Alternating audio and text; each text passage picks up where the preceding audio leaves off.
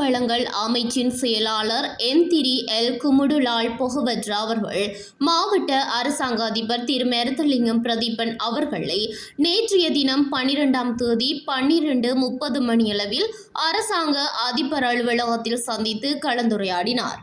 இக்கலந்துரையாடலில் காணியற்ற குடும்பங்களுக்கு அடுக்குமாடி வீட்டு திட்டம் அமைப்பதற்கான பொருத்தமான காணியை அடையாளப்படுத்தல் தொடர்பாக அரசாங்க அதிபருடன் விரிவான கலந்துரையாடினார்.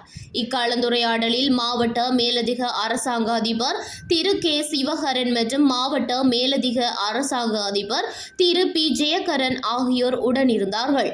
மேலும் கலந்துரையாடலின் பின்னர் அமைச்சின் செயலாளருடன் அரசாங்க அதிபர் மற்றும் மேலதிக அரசாங்க அதிபர் ஆகியோர் கள விஜயம் செய்து காணிகளை ஆய்வு செய்தார்கள்.